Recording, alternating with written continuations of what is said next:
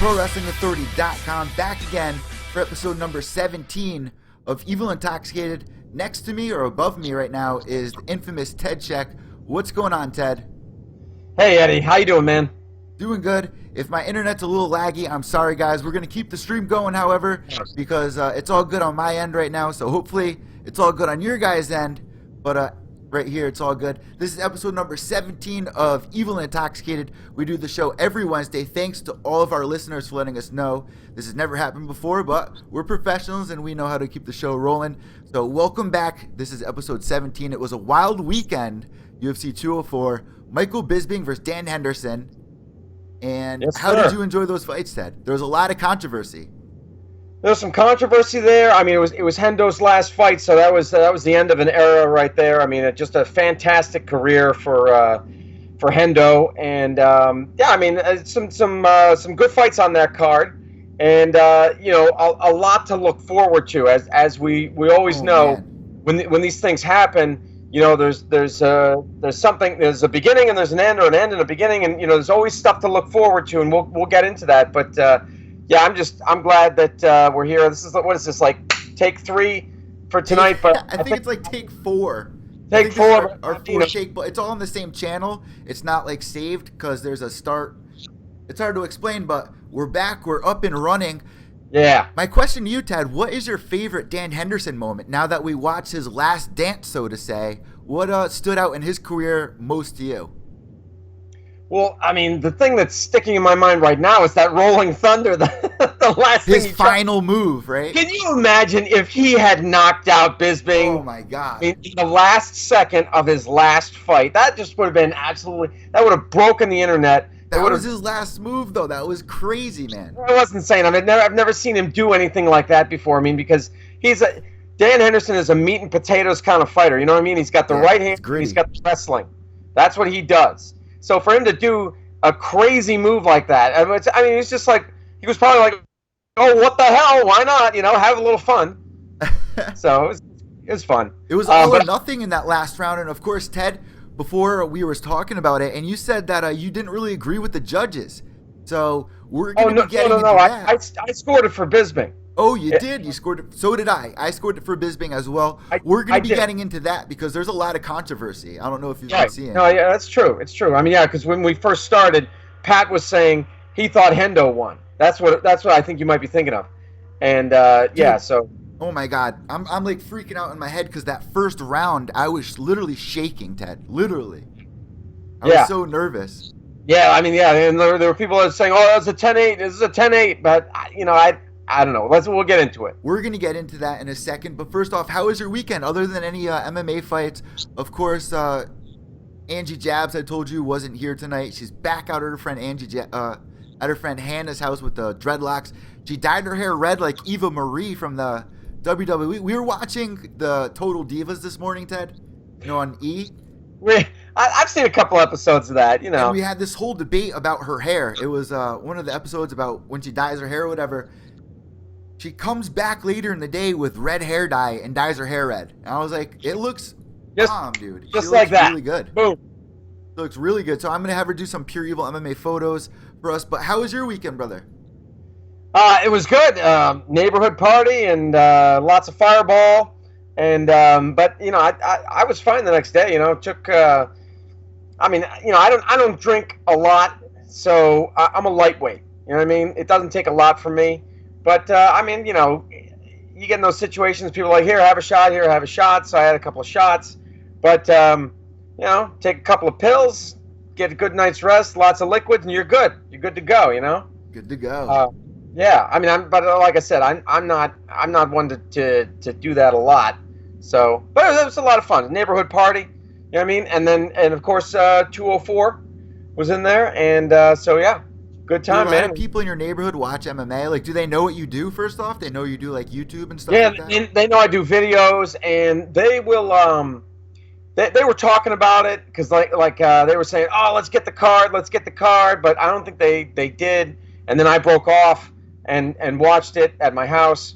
Yeah, man, a lot of people don't like watching it with other people. Like, me and you, we got to kind of report it back. A lot of people would understand that. Yeah, I mean, Right. It's tough for guys like us to, I think, to like just chill out, settle down, and have a good time. Because like usually I'm taking notes or I'm tweeting or something like that.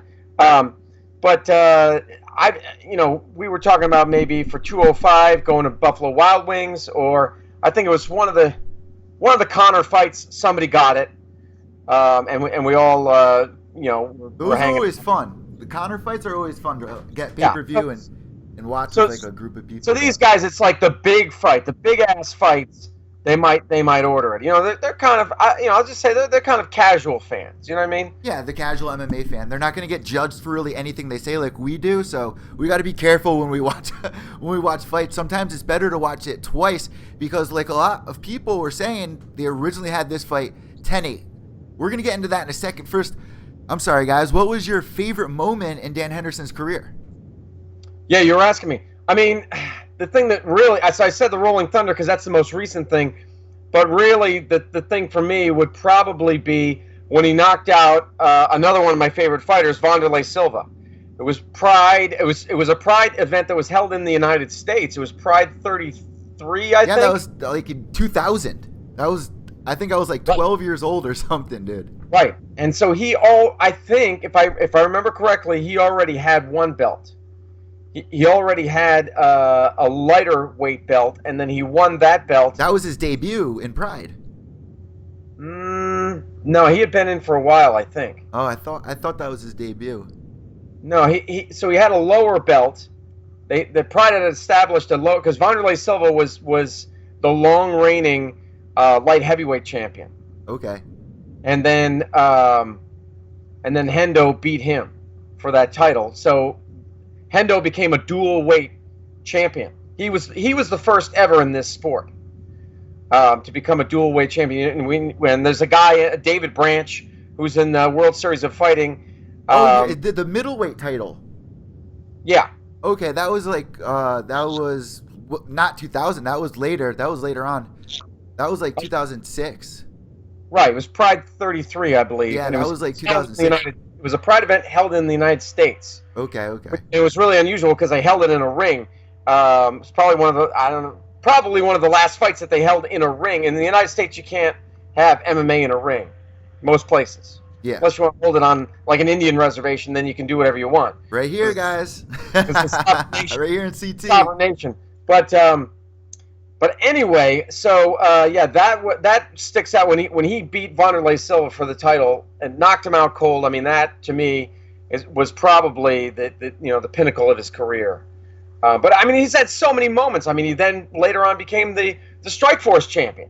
You know what I mean? So the guy's had so many moments in his. He beat Fedor. Yeah, I mean, 2011. You know what I mean? It's crazy. Absolutely How about crazy. for you? He was like in and out of the UFC. Like he was in and out.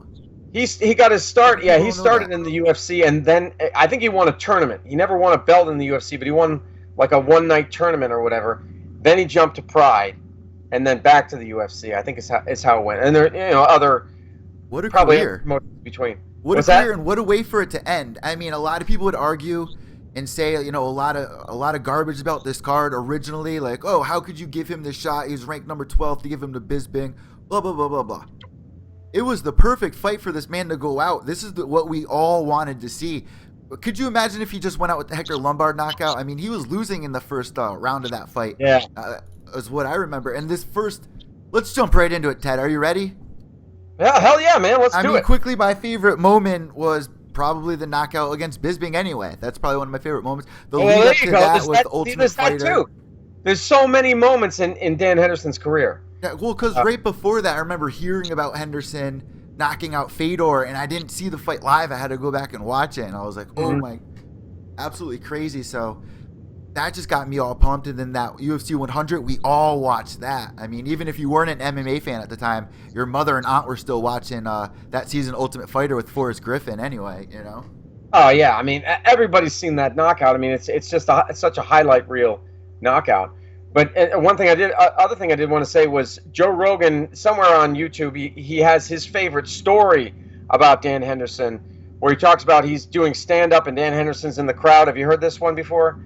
And Henderson well, anyway, so Henderson kind of says, "Why would I have to beat this guy down when I can just stare him down?" So, it's talking about some heckler in the crowd, right? Yep. My favorite story about Dan Henderson, and it is, you can find it on the internet. It dates back to like the early '90s when he was training with Randy Couture, and I don't think he had even entered MMA yet. He was still an Olympic, training for the Olympics, and they were at a bar somewhere. I think it was like, I don't even know where it was, but it was Randy Couture and Dan Henderson and some other guy. It's the third guy that's talking about this whole thing. Randy Couture and Dan Henderson end up beating up like 5 or 6 bouncers, like just totally mopping the floor with these guys outside of some bar. Wow. Like absolutely went, nuts on these guys. I can see it.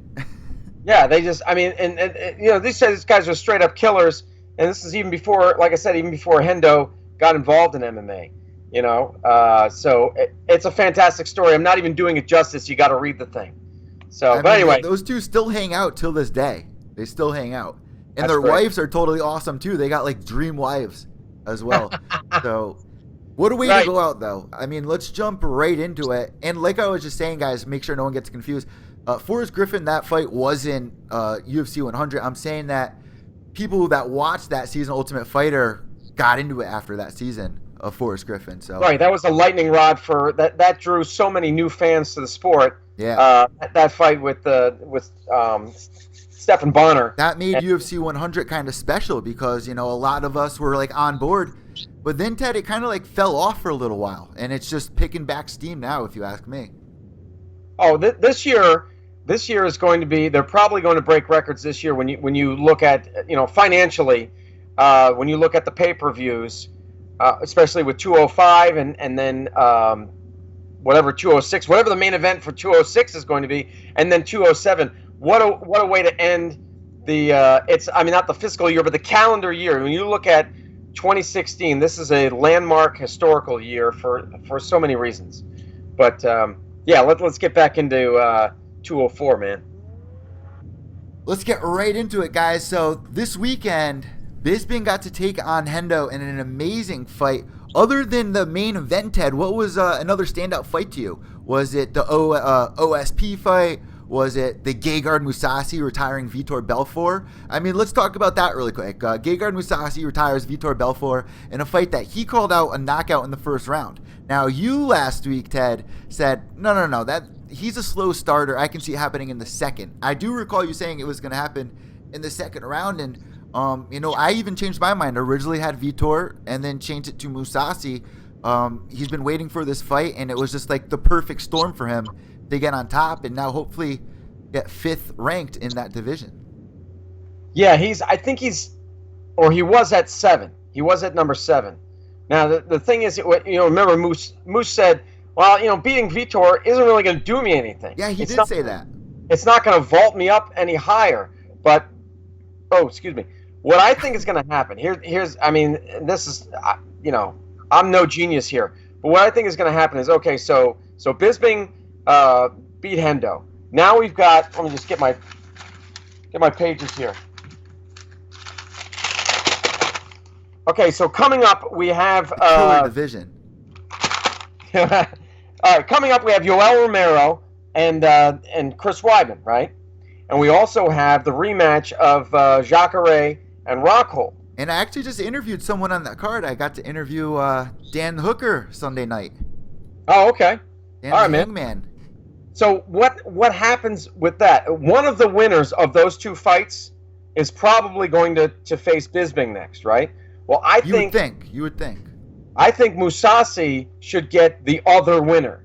The other winner that doesn't get Bisping. You know what I'm saying?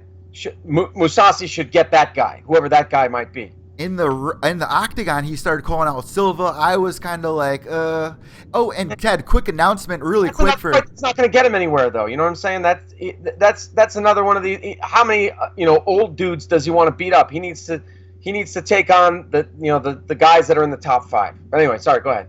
No, I just wanted to get it out there that the new podcast, episode number 19 of Pure Evil MMA, just dropped right when I got on here, Ted. That's what kind of took me a minute. I wanted to get that post out for everybody. I interviewed a bunch of bunch of great fighters. A young 12-year-old fighter too. So I'll talk about that towards the end of the podcast. I just want to let everyone know that it's out, and make sure you check it out on your morning walk. I ask a lot of questions, so let us know what you think. And also, we got some questions tonight, me and Ted. So tomorrow we got a lot to talk about on Twitter. But yeah, Ted, Gegard Mousasi. Yeah. Well, yeah. For I mean, Silva, it's not going to happen. I don't see that happening. I hope not. I really hope not. I mean, Anderson Silva still has some fights left in him. He can. You know, we were hearing talk that he's going to fight GSP. I think they should do that. No, you don't think it's going to happen? No, I don't. If I was on either one of those guys' sides, I would say that's a great fight and it should have happened a while ago, yeah, and we should book it soon, but not right now. Right now, Silva needs to get a win in there, get in the pocket with a win, and so does GSP. I mean, GSP versus Silva, do you really want to see that? He just his last fight was he got beat up by Johnny Hendricks. I mean, do you really want to see him fight Silva for his return, for his big return? Well, I mean, but Silva's what, 41, something like that, and you know, he's seen better days. I just don't want to see either of the guys lose. You know what I mean? Is that what it is? Okay. You know. Well, I mean, but this is the super fight that we talked about, and that fans wanted to see 5 years ago when both of these guys were champions. And it could still happen. It could still happen. It was kind of like the Mayweather-Pacquiao fight for MMA, and just like Mayweather-Pacquiao, it never happened. Well, that one took 5 or 6 years to put together. This one might as well. I don't know. I still am holding out hope that that's going to be the top fight for 206, right? Because they have Cormier versus AJ, but that's not the main event. There's another main event slot that's above that. That's the co-main. Could be. Could be. Anyway, so back to Mousasi real quick. Yeah, I mean, I think we all knew that Vitor didn't stand a chance. Vitor is, you know, seen better days. And, you know, as long as Mousasi didn't do something stupid, and as long as he survived, we saw the Vitor blitz, but he came in, he blitzed him a little bit, he hit him a bunch of times, and then Mousasi took over and won in the second round, right? Yeah. I didn't. What did I say? Did I say TKO or did I say? I can't remember. So I think you were calling out. I called out a submission, Ted. I said that he was going to get it by a submission in the second round. I did pretty good. The only fight I got wrong on that main card was the OSP fight. I mean, that was saying that Mousasi did move up to fifth, and you know what? That's where he should be, because I don't know where they are. You know, all these four guys, but of course, you know, Bisping at the top, and then you've got those four guys. You've got Yoel Romero and who's in the chat room, Ted? Jacare and Rockhold. Those are the four. So it makes sense that Mousasi would be five. He has to be now. He has to be now, especially Dan Henderson's out of the mix as well. So that boosts everyone up one. Yeah. Everyone's up one. Well, wait, wasn't Hendo like 14th or something like that? Yeah, he was low down there. I think he was 12th or something like that. Yeah. Stefan Struve getting the win on the night against Dan O. Getting the win there. What do you think next for him? I said Big Ben Rothwell. A lot of people are saying that. I mean, and I was looking at we know that that the Skyscraper has a win over the champ. He has a win over Stipe, a knockout win. Mm-hmm. TKO, but that was that was 6 fights ago. Since that time, Struve has gone 3-3. So you know he's kind of hot and cold. He's kind of one of these hot and cold guys. But he is on a 2-fight win streak. So yeah, if he can beat, say, somebody like a Big Ben Rothwell, maybe get another win, that might put him in title contention, because it doesn't take much when you're in the heavyweight division. Exactly, and now Big Ben Rothwell is in a position himself where he's coming off a loss to JDS. Mm-hmm. Yeah, but I'm seeing on Twitter, Ted, that Stefan Struve wants Josh Barnett. That's who he wants next. Yeah, I mean, I don't know. I mean, is Barnett still a factor? You know what I mean? Barnett just beat Arlovsky. Well, it's true. He did. But, you could make the argument, well, Arlovsky was kind of hot and cold. Great first round to mention as well. That was an awesome first round. Yeah, I mean, Josh Barnett is a high-profile guy. He's been around for a long, long time. Remember, he was champ before John Jones came along and was the youngest guy. Josh Barnett held that title for a while. He was the youngest guy. Although he's pissed hot 3 times for steroids in his career. But Josh Barnett is a well-known guy, and he's a well-rounded guy. So yeah, that would probably be a good. I could be happy with Struve versus either Rothwell or Josh Barnett, either one. I'd be happy. But yeah, that was a great choke that he got Omilanchuk in. Oh, the Darce choke he got him in. Yeah, got him in that Darce choke. that was great. Very impressive. And our boy Brad Pickett, which I didn't pick him. I don't think you picked him. Tumanov losing to Edwards. Another great fight on that. Yeah, I didn't pick that either. Did you say there's a guy that a lot of people are talking about? This guy, Platinum Mike Perry. Okay. Yep. He just fought. He won. He was in the undercard. He was in like the second fight of the night. Yeah, it was like second fight. Yeah, it was on Fight Pass. But he's the guy, if you remember, it wasn't him, but it was a guy in his corner. It was Alex Nicholson who made that racist remark about Hyun-Gu Lim, who Mike fought previous to this 204 fight. I don't know if you remember that. But I remember you bringing that up and Minion bringing that up before. So there's a lot of controversy there. But Platinum's the guy that when he weighed in with Lim, he did the handshake and whoop, took it away and said, "Thought you had a friend." What did he say? "Thought you had a friend, boy." Ah! And he yelled. Like, people were like going nuts over that. And then this time when he faced this guy, Danny Roberts, whose nickname is Hot Chocolate. Yeah. Well, Loving it. Platinum had a chocolate bar. And he took a bite out of a chocolate bar and he said he was going to eat him. "I'll eat you alive, boy." He's getting a lot of press. This guy's getting a lot of people excited about him. It's either you love him or you hate him. Either you want him to get knocked out or you want to see him knock people out. Well, look, we're talking about him, so that works. We're talking about him. I figured I'd talk about the guy. Yeah, exactly. So there we go. I think the win was he TKO'd this guy. So I think this definitely vaults him up. Well, now he's 9-0 with 9 wins by knockout. Right, TKO. exactly. So very, very impressive. So yeah, he's going to move up definitely to the legit undercard rather than the fight. I don't see him hanging around there anymore. They're going to see this guy's popularity and his skill and bump him up. We've seen it happen in the past, so I'm not surprised that you think that. One other thing I want to mention before we move on is how quickly Tumanov was to really choke and tap. I thought he would have a little better defense than that, training with the people he trains with. I was just a little surprised about that. Yeah, I mean, it's possible that maybe he's focused too much on the striking. He's a great striker. You're right. Yeah, he's a great striker. That's exactly what I think's going on. I was just really surprised. He's been definitely focused on striking. He has 11 wins by knockout. I mean, 17 and 4 now. When you're like that, kind of like a Jimmy Manua, who we could probably talk about next. Yes. When you're like that, you tend to kind of rely on that, and sometimes it works, and sometimes it doesn't work. You know what I mean? It's MMA, so you never know. But like what I was thinking about for the Manua fight was, okay, you've got OSP, who's very good in lots of different disciplines, but he's not great in any of them. And then you've got Manua, who is great at striking and takedown defense. Yeah. So it was just a bad matchup for OSP, I think. You know what I mean? He chose to stand with a guy who's really good at stand-up. And he paid for it. That's how I view that one. But, I mean, other guys, Manua's going to lose. You know what I mean? I don't really consider him like a top guy, even though he beat OSP. I don't want to say it was a fluke, but I mean, I still see a lot of promise in OSP. Manua not so much because he's so one-dimensional. I mean, we've seen Manua at his worst, with his loss to like Rumble. Right, he lost to Rumble pretty bad not too long ago.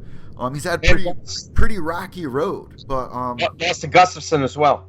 Gustafsson as well. I mean, big names. I mean, those are no like small contenders. Those are big names. Win over OSP. This was a toss-up to us. I mean, we were both discussing this last week, and we were both like, it can go either way. Both these guys got their backs against the wall. I think you put it perfect by saying that, he's good in all areas, but not good in all areas. Like he's well-rounded, but to his lack of betterness, so to say. Yeah, I mean, this OSP is a guy who, he was a football player. Yeah, so he's learning martial arts through that kind of technique almost. Right, so he was a blank Different. slate. He came into this knowing nothing, virtually nothing. He may have had a little bit of wrestling, but virtually he was just a sponge soaking everything up. And sometimes that can be good because you don't have anything that's gonna indoctrinate you or whatever. You haven't learned anything wrong that you need to unlearn. So he's learning everything at the same time, and he's becoming well-rounded, which I'm sure everyone was telling him is a good thing, and it is. But at the same time, then you run up, you get matched up with a guy like Jimmy who is just so good at striking that that's a risk. It can be dangerous. And dude, when he hit OSP, it was like the button on the nose. Like he hit him and he stumbled him, and then like OSP tried to like regain himself, and he literally tapped him just a little bit, and OSP's head went boo. Like it was almost weird to watch. It was his brain was like going nuts, and it's very hard to watch that sometimes. Some of these fighters go through a lot mentally and don't get paid enough for it, for the damage that they take. That's one thing I'm against, and agree that they should be getting more money or sponsors or something. But OSP now dropping in the rank. Jimmy Manua was ranked 8th, so that's a die-hard division right there, though. Minion's saying he's up to 5th now, Manua. So they probably flip-flop spots. And Minion is suggesting that they give him Glover Teixeira next. Perfect. He just beat OSP. He just beat who did Rashad Evans? He just had a knockout win over as well. Who's that? Glover Teixeira, my homeboy from CT. Oh, okay. Is that where he is now? Yeah, he's in Danbury, Connecticut. Oh, okay. Nice. So, all right, Ted, let's finally get into it. Are you ready for the main event? Sure. Yeah, man. Absolutely. So, a lot of controversy here, Ted. I've been avoiding it a lot all week. There was a lot of talk. I was waiting for everyone to really like watch it over again because everyone was kind of getting vicious online. And I hate when people get like that. Not to mention, man, I got like, what? Who's getting vicious? Who's vicious? Twitter, just like, say, not to me or anything, just people say ridiculous things on Twitter. It's like, you guys need to rewatch this fight. They do? Somebody, one of the MMA pundits out there, and I'm sure there was more than one, that kind of did a rewatching of the fight and then a rescoring of the fight. I just have to say, I think that's not the brightest thing to do because you're already imprinted with the fight. You already know the outcome of the fight. You already know what transpired during the fight, and now with that knowledge, you're then going to rescore the fight. It's like, what do they call that? Monday morning quarterbacking. Yeah, I understand that, but like for people like me that are watching the fight like the best we can, but we're also doing the live updates in between rounds as well. Sometimes our attention gets shifted a little bit, so I like rewatching the fight just to make sure that I was right. But you make a great point on that, definitely. But I have to do it because sometimes everyone will agree on one thing and I'll agree differently. And when I rewatch it, I'm like, oh, I get it. Like, perfect example for this is Dominic Cruz versus TJ Dillashaw. I thought TJ Dillashaw had won. I rewatched it. I was like, oh, I guess I could see why they went with Dominic Cruz here.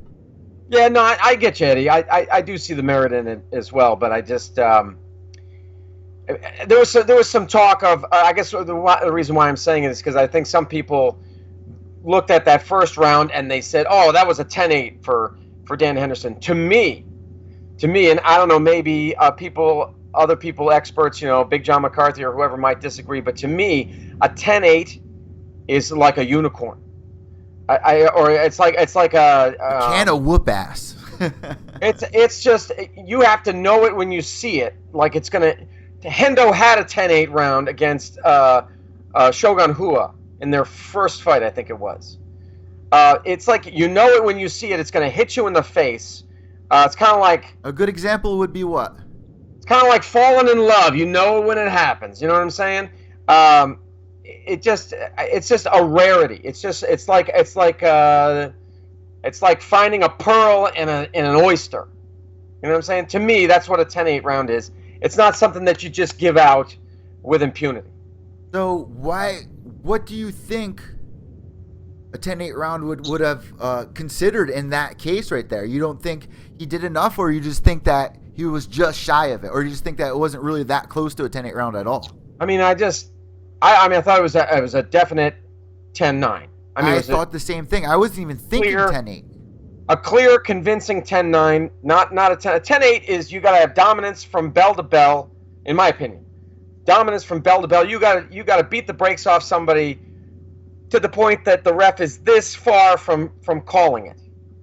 I mean, Bisping did a great job. Like, even when I was shaking in my boots, like I said at the beginning of the show, I was shaking in my boots. As soon as Bisping got knocked down by that overhand again, I was like, oh my God, no way is this happening again.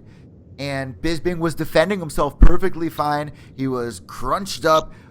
Hendo couldn't do anything, I thought, at all. He wasn't getting any damage done. Bisping gets back up. Rounds ended at that point. The same thing kind of happens in that second round. Now, are you ready to move to the second round? What did you say about the second round? I mean, that's what I thought for the first round. I thought it was 10-9, and I thought that Bisping did the perfect amount up until that knockdown, and then that was a shitty part, but he defended himself very well. Of course, he got busted up pretty bad from the original shot, but Hendo couldn't do any damage on the ground. I didn't see any damage. Yep. Bisping did a great job mitigating that on the ground. He had excellent defense on the ground. Hendo couldn't do crap. Once he got him there, I'm like, where's the ground and pound? There was no ground and pound. There was no but ground. You know, I think people get carried away when they see a knockdown like that. It's a Hendo knockdown. When they see a knockdown and they see the damage, there's a tendency to say, well, that does it. That he gets the round. Yeah. Because we saw that. Okay, I'm going to go back a couple of years. Frankie Edgar versus Ben Henderson. Okay. Ben Henderson with the up kick on Frankie Edgar and just totally blew up his face. Blew up his face, and I think wrongly, but I think that's what turned the judges, and because I thought Frankie won that fight, but because his face was hamburger, he lost it. That was early in the fight too. That happened, right? Yeah, I think so. But I mean, I think that's what turned it. I mean, I'll never forget that, man. If you guys have never seen what Ted's talking about, please go check it out, because I think a lot of fighters from watching that have now learned the lesson through Frankie, because it was just vicious. Mm-hmm. Now, Wonder Boy, new UFC champ Thompson. Actually, it's Brooklyn. Oh, wait. Tell me what's going on in the chat room, Ted, please. Absolutely. They're talking about lots of different things. That Minion is bringing us up to date on the rankings. You know, saying that Manoa moved up to 5th, and let's see what else. OSP. They're talking about Jody saying OSP needs a. Minion knows why I'm laughing right now. All right. OSP needs like a build-up fight. Like maybe give him somebody lower to build up his confidence. Get a W. Minion saying never a 10-8 round. Dominance, duration, and impact. Okay, those are the three factors. Hendo had impact and dominance, but for like 30 seconds. So in other words, not the duration. Meaning, like I was saying, from bell to bell, you gotta be beating the brakes off somebody. Yeah. From pillar to post, as they say in pro wrestling. And then Brooklyn is saying they could have scored it either way. Hendo could have won. I mean, I thought he won the first round. Well, let's break it down slow. Yeah, let's break it down slow for everybody, because I want to hear what everyone thinks about this round by round. Are you ready to go into the second round, or do you want to finish up what's going on in the chat room? Well, no, I mean they're going back and forth. Pat's saying he won. Hendo won.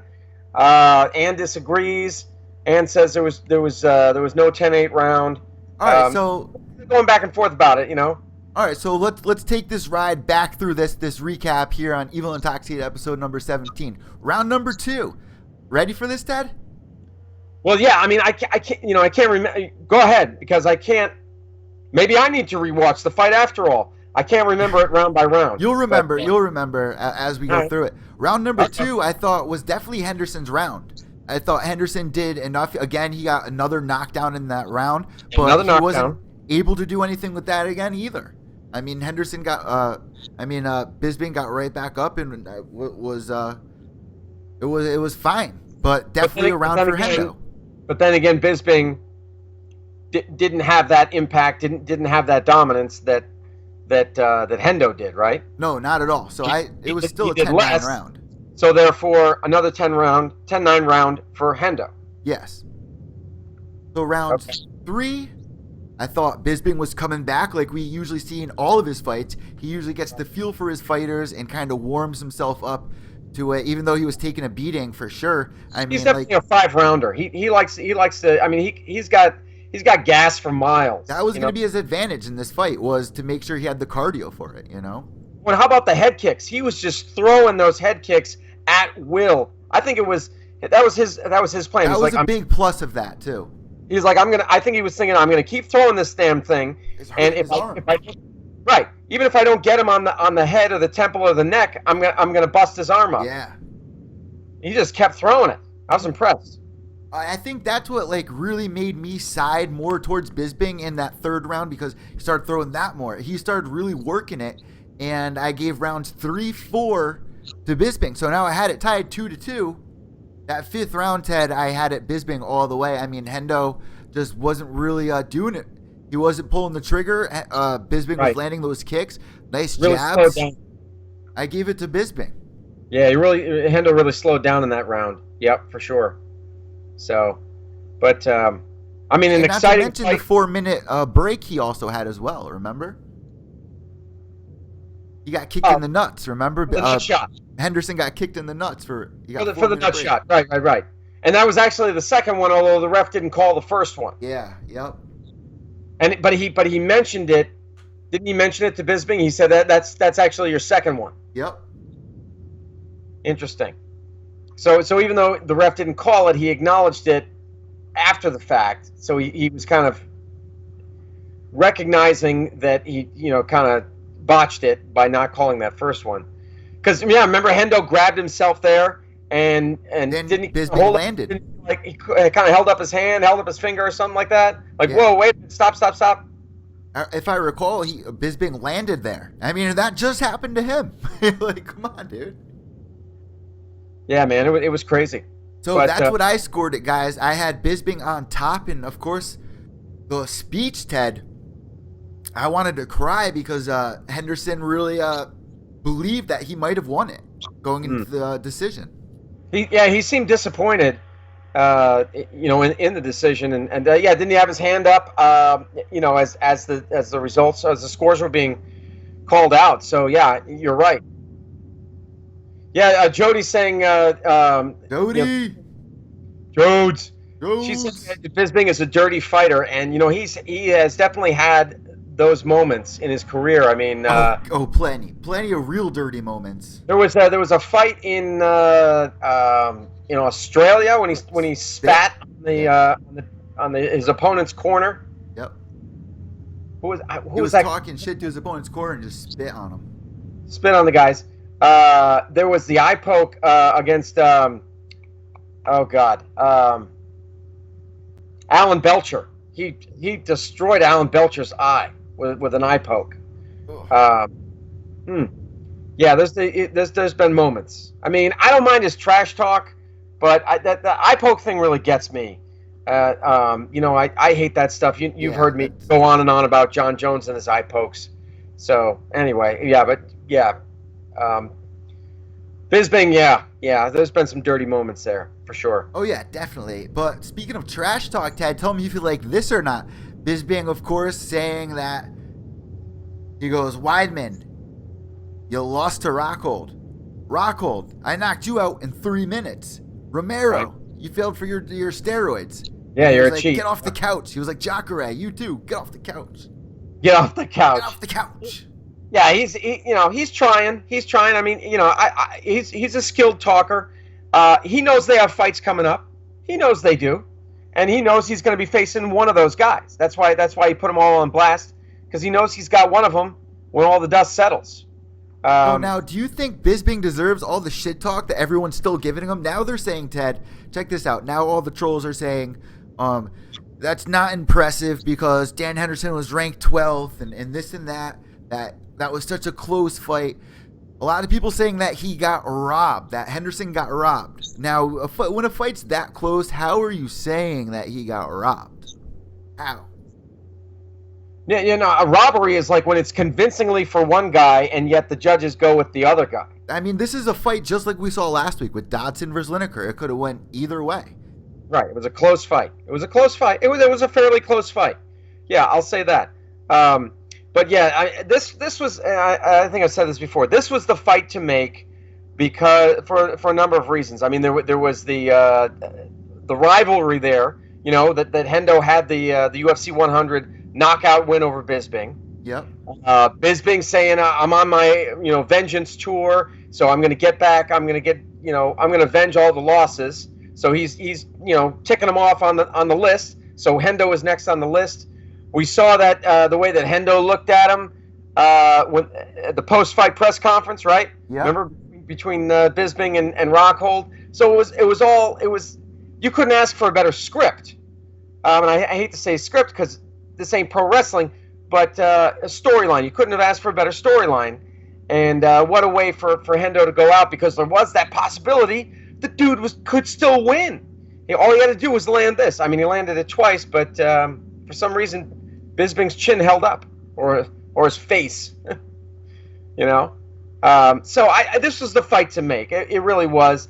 And now it's done and over with. It was exciting, and Henderson can ride off into the sunset. And now Bisping gets one of these top killers. Okay. Okay. Now you're gonna see what happens. Now the rubber meets the road. Now the fantasy ride's over, because now there's legit killers coming out from the jungle right now, thirsty for that belt. We got Chris Weidman, Jacare, Yoel, Luke Rockhold. It's going to be madness. I can't wait to get into all of that. What a crazy way to end the month, because, Ted, we're going to go 3 weeks now without UFC fights. That's true, because the middle card is scratched. Yeah, the Philippines, the card in the Philippines. And see, I thought at first they were going to postpone it, but they just totally scrapped it, and they're going to they're going to issue some payouts or whatever. Poor Derek Lewis was already there. He has a fear of getting on planes. He psyched himself up to get on the plane to go down there. It's canceled, bro. Head back home. Oh, and you don't get your paycheck. What does he have to do? Does he have to take a bunch of drugs to knock himself out? Yeah, like Mr. T. Right, like B.A. Baracus from the A-Team. That's the same thing, man. Holy crap! I'm going to start calling B.A. Baracus. He's the real Bob Sapp. You know what I mean? Check this out, though, and you might have already figured this out, Eddie. But I think so BJ Penn gets a rib injury, right? So he's out. You mean to tell me they couldn't get a replacement for Penn to fight Lamas? They had plenty, dude. They had plenty. Are you freaking kidding me? Here's what happened. I saw somebody else had this on a website too. Okay, so around the time that Penn said that he was injured, the Philippines, the government in the Philippines said, when you guys come over here, you're all getting drug tested. Everybody is. I'm talking the cameramen, the people who hold the which a lot of people said was unfair. Well, but see, the Philippines, for those who don't know, the Philippines is engaged. They are engaged in a serious drug war right now. Okay, so they have like zero tolerance for any of that shit. They were like saying, if you smell a whiff of dope, you're all gone. When did this news come about, though? Like, when was the UFC aware of this? Somewhere around that time that Penn announced that he was injured, and the Philippines said, we're drug testing everybody, every single member of the UFC entourage, every UFC employee is getting drug tested. That means you, Joe Rogan, you pot-smoking fool. You know what I'm saying? So, like I said, they're engaged in a drug war. I took a look at it. It's they've got a name for it. It's Operation Double Barrel, or Campaign Double Barrel. Okay? And the guy that the president, Rodrigo Duterte, he is a badass. I mean, he doesn't take crap from anybody, and they're in a serious drug war. So from their standpoint, it kind of makes sense. We would look at it and say, that's really harsh. But for them, they're like, no, this all has to stop. And so I think that's why the UFC pulled out. They said, you know what, forget it. It's gone. We're done. We're not going there. This is crazy. I mean, we got viewers that are from the Philippines, Ted. So I never heard of that before, and I was excited for the UFC to go there. We're seeing the UFC go to a lot of these new places. That's a shame if that's the truth, because for one thing, that's crazy that they're drug testing them, but I do understand the sensitivity of it. You know, there's people dying for at the ends of guns in this drug war. So Right. So I mean, like I said, this guy Duterte is a friggin' badass, and they're engaged in a drug war. it's a So scary world, man. It's a scary world. So I respect that. I mean, you don't really want your fighters to be in bad areas either. But it's just crazy that they canceled the card so quick because they did have replacements. They should have known about this way ahead of time.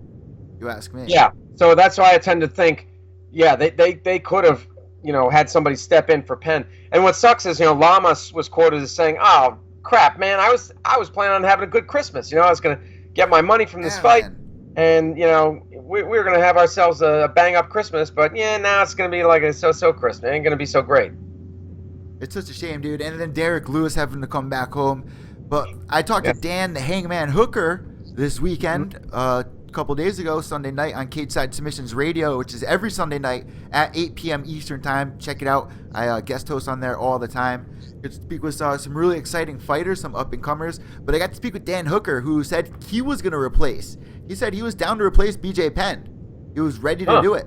And Wow. even told Dana White there was a whole movement going on with Team MMA for Life trying to get him that fight. And it just fell through. And probably that's what happened, Ted, is what you're telling us here with the drug. That's my guess, and I think other people, had that idea, had that theory as well. I mean, it's a little bit of a kind of a conspiracy kind of thing, tinfoil hats and all, but because I don't think anybody has asked Dana White, "Hey, what is the reason? Why did you do it?" He hasn't been quoted on it. He hasn't offered a reason. It was just, we're pulling out. Yeah. That sucks. I mean, I at least want to see Derek Lewis and get paid because he was just, he had to get knocked out pretty much to get down there. Mm-hmm. So it's just, it's crazy. So, yeah, Dan Hangman, one last thing I want to mention about him is his upcoming fight was just announced for everyone that did listen to Cage-Side Submissions and didn't hear. He's going to be fighting Jason Knight. Oh, okay. And, of course, he hinted to this on the podcast. Minion pointed it out. I noticed it. During the podcast, we asked everyone if they had questions, and he answered one of them, Ted, and he said, yeah, I'm going to blow this kid out of the water. And, of course, he was hinting towards Kid as Jason Knight's, nickname. That's his fighter name. So, is that okay? Okay. Blow this kid out of the water. Ha ha. I get it. That's pretty cool. Yeah, so let's see. In the chat room, Ann's talking about UFC 207. You want to get into that? Let's jump right into it. Yeah? Are you good? Yeah, I'm ready. So yeah, it was announced today. It's been a rumor for a little while, for a couple of days, but Ronda Rousey is going to return to the Octagon UFC 207. She's going to take on Amanda Nunes. I can't pronounce her last name, man. Nunes. I went to high school with a girl named not Amanda Nunes. Now it's throwing me off. Emily Nunes. Nunes, but she was probably Nunez, right? Nunes. I think it was Noo. Oh, that's different. I think Emily Nunes. Well, what about KJ Nunes? He's Noons. KJ Nunes. He lives in Hawaii. I don't think he's actually Hawaiian, but whatever. So yeah, so Ronda gets the immediate shot at the title, as Dana White promised. Can you believe it? The dude actually kept his word. Absolutely crazy. That's a rarity right there. Dana White usually. My thing now is I take the opposite. Whatever Dana White says, I think the opposite. Ted, I was talking about you on the podcast, which is now up on Apple iTunes and Podbean.com for everybody to check out. I was talking about you saying exactly that. It's true. It's true most of the time. But yeah, so here we go. December 30th. It's the last show of the year. UFC 207. I forget where's it going to be. Is it going to be in Las Vegas? It's going to be in Las Vegas, Nevada. Okay. So where Conor says he'll never fight again. But anyway, so yeah, and she's taking on the champ. I mean, forget about rematching Holly Holm, getting that loss back. Of course, Holly Holm's gone 0-2 since the win over Ronda. Exactly. But I was saying this in a video I did today. My thing is, I think with Ronda, she has to have the title. She identifies with being the champion. She can't. You got some fighters that they just want the money. The argument is, do fighters get title shots when they just got knocked out? That's the If question. if your name's Ronda Rousey, yes, you do, because she's that much of a cash cow. I'll agree with that, Ted. That's what I've been saying for a while now, that she deserves that title shot. I mean, I'm not saying she deserves it, but she's getting it. oh, dude, I think that she deserves it. Come on. She defended the title how many times?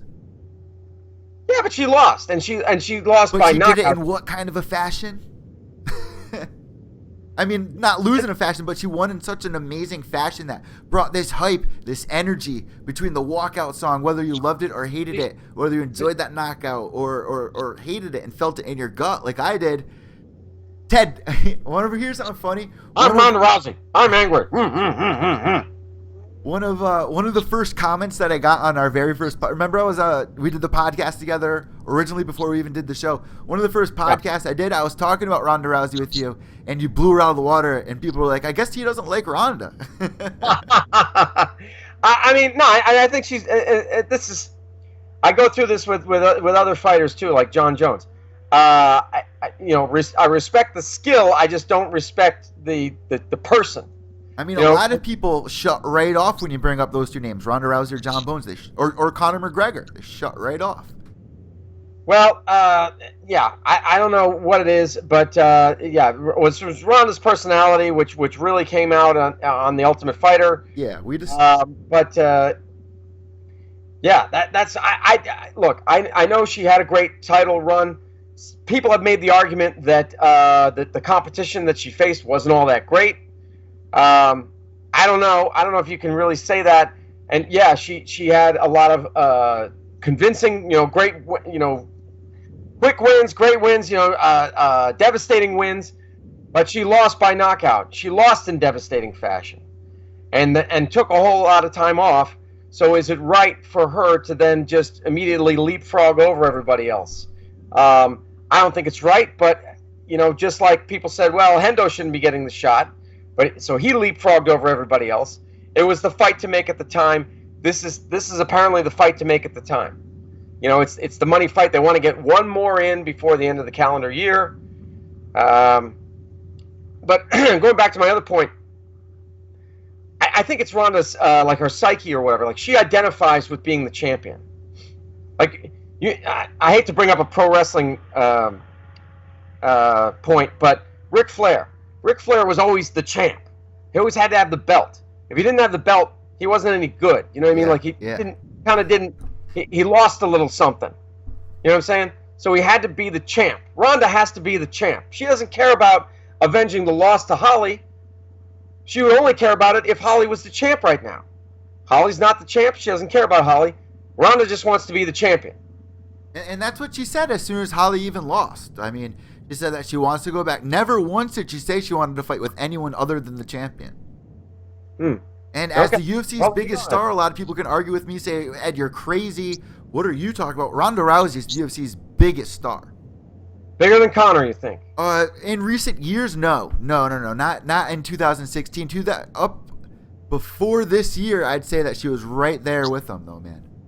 Yeah, no, they were neck and neck, and she got a lot of publicity that Conor wasn't getting, like from women.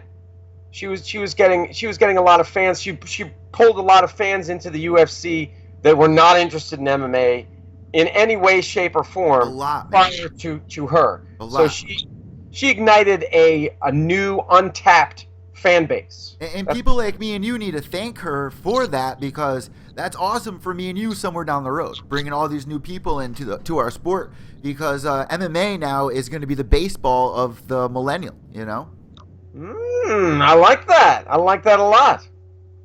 It's true, man. This is the 1920s, but it's 2016. You know what I mean? But it's MMA and baseball. It's the same thing, man, going on right now. In our sport, we're watching the Babe Ruth, the Mickey Mantle, Roger Marises right now in 2016. We still have some legends in the game right now. And a lot of people are like, oh, they're done for. But we're still able to watch them. And even though they're still slowly fading, it's an honor to watch some of these big names that are still in there. And Ronda Rousey was some of the discussion of somebody who might have not returned to MMA. And me personally, and we brought it up in past shows, saying that can't happen. That if that does happen, she does the Gina Carano thing. She's always gonna have the Holly Holm over her head. That loss, and now that Holly Holm has lost, maybe she feels more comfortable. And a lot of people said she didn't think that she was gonna do it this year. And here we are, UFC 2007. So I'm excited for it, man. She needed to come back, and I'm happy that it's this year and it's going down now. Hey, so looking at the chat room, Jody was saying that Edmund, referring to Edmund Tarverdian, her coach, and Travis, that's her boyfriend, Travis Brown, brought her down. And I would agree with that. I mean, we pretty much universally, Edmund Tarverdian is known as probably the worst coach in MMA. Now, when did he come to her team, though, Ted? Do you know that? Because I don't know that. I think she's been with him from the beginning of her career. Oh. Because she was involved in judo. And I think through judo, there's a lot of Armenians who are involved in judo. Remember Karo Parisian? He was probably the first Armenian judoka in the UFC. There's a lot of Armenians that are involved in judo. And Judo Gene LaBelle. You know Judo Gene LaBelle, right? He's the old guy with the stopwatch at some of her fights. Maybe. Judo Gene LaBelle, who is famous for choking out Steven Seagal. And I'll tell you that story another time. But Judo Gene LaBelle had a protege named Gokor Chavichian, who's Armenian. And I think it was through Judo Gene and Gokor that Ronda then got in touch with Edmund. So I believe she's been with Edmund pretty much from the beginning of her career. And, like I said, universally, the guy is regarded as one of the worst coaches ever. One of the worst high-profile coaches ever, at least. I mean, if you've ever heard a recording of what he says to his fighters while they're in the cage, if you haven't, go take a listen, because it's horrible. It's absolutely horrible. And we've talked about this plenty of times. He's just not having a really good year. He's getting a lot of criticism between Ronda's mother, all of social media and MMA, with the things that he's saying when Ronda Rousey's having the worst first round of her entire career. He's sending her back out there going, "You're doing great. You're doing great." Right, and look at what he says to Travis Brown. Yes. And then exactly, Ted. Pretty much all I've read this somewhere. Pretty much all of the fighters that he has in his stable, their careers have taken a nosedive once they've hooked up with him. And then Travis Brown. I mean, sometimes you get involved with somebody, that's a distraction as well. And she was even saying that's at one point, I want to have his babies. Well, where's the babies? I don't see any babies. I mean, I just didn't see Ronda Rousey's career being over. I'm happy that this fight's happening, but if Amanda Nunes beats Ronda Rousey here, man, whoo-wee. Yeah, then she could be done for. That might be a lot of steam exhausted through her pipe, man. Right, that might be a little bit too much for her to handle. That's a deflator, yeah. Yeah, I don't know. I don't even want to think about it, man. I'm such a fan, man. I'm such a fan of Ronda. I try not to be biased on anything, but I love Ronda. I mean, I just really do.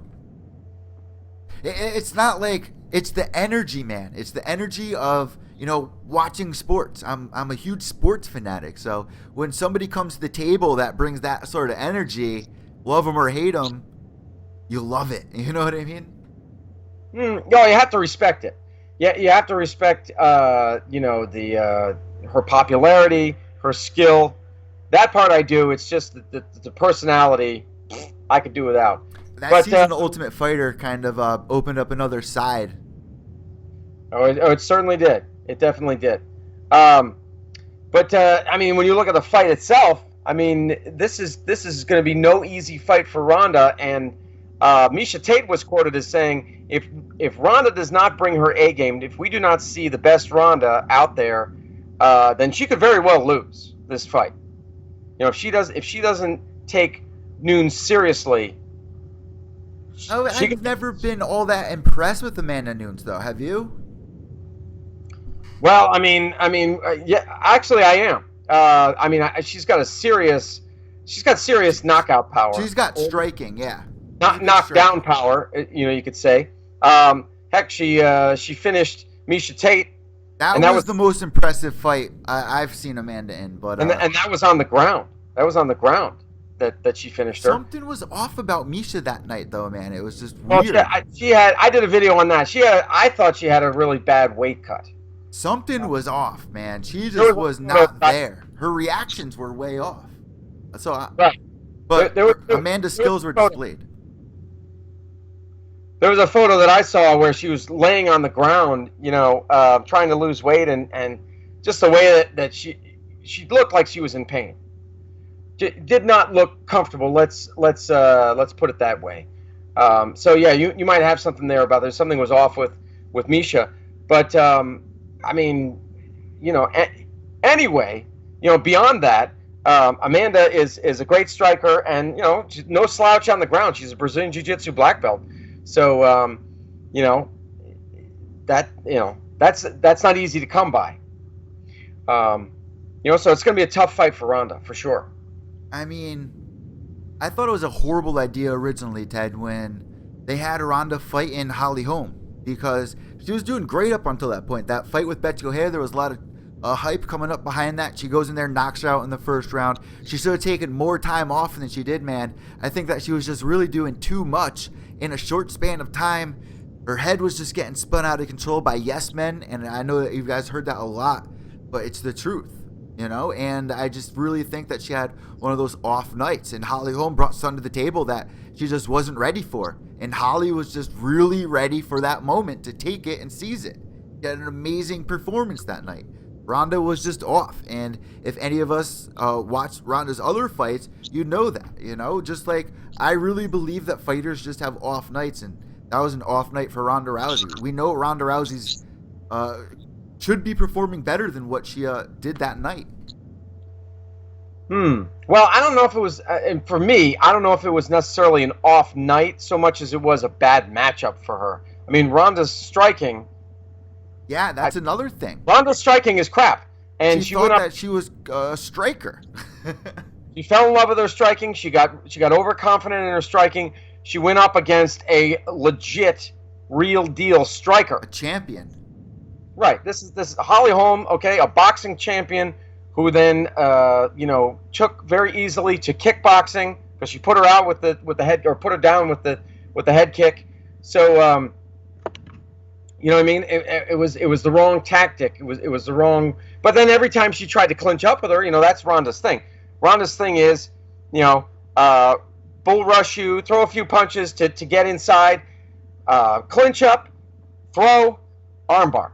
That's Ronda. Ronda couldn't even do that. She was missing. Remember one time she grabbed air. She went woof and just grabbed air. Yeah.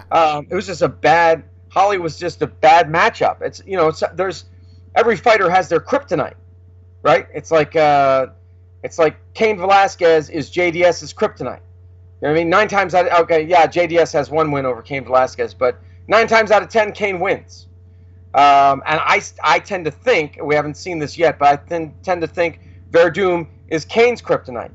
I think Holly is Ronda Rousey's kryptonite. Dude, Holly may have lost. She may have went 0-2 after, winning after beating Ronda. But if Holly were to fight Ronda again, Holly would win again. That's just the way I think. It's just bad matchups for fighters. That head kick, Ted. Oh my God, that was so beautiful. So even though you're a big fan of Ronda, you can appreciate. Oh yeah. What Holly did there. I'm an MMA correspondent. I have favorites like Conor, but when Nate won, I was so happy. You know what I mean? Like you got to call it right down the middle. You got to call it the way you see it. I'm a true MMA fan, man. Like I go both ways. Like I have my predictions. I have people I like. People you say you go both ways, Eddie. like. Not that there's anything wrong with that. No, but honestly, man, it's just crazy that some people get like so offended sometimes. Like if you go out and you're like a fan of Ronda Rousey or Conor McGregor, they get like angry at you. Like it's like, yo, what? It's a freaking sport we're watching. Yeah, but I mean, you get that though, because I mean, an Eagles fan is gonna hate. I'm used to it. An Eagles fan is gonna hate a Cowboys fan, right? Well, I'm from New York, so New York and Red Sox. A Ravens fan, New York and Red Sox. A Ravens fan is gonna hate a Steelers fan, and vice versa. But I mean, you and I as reporters, as MMA journalists, we approach these things objectively. Like I said, I don't get emotional. I respect John Jones's skill. I respect Ronda's skill. It's just the personality part I could do without. But if John Jones or Ronda Rousey scores, gets a great win, I appreciate that. I props to them. You know what I mean? Yeah, I think Ronda's going to get this W in the books. I mean, let's look back at Amanda's career. Her last win, of course, Miesha Tate. That was very impressive.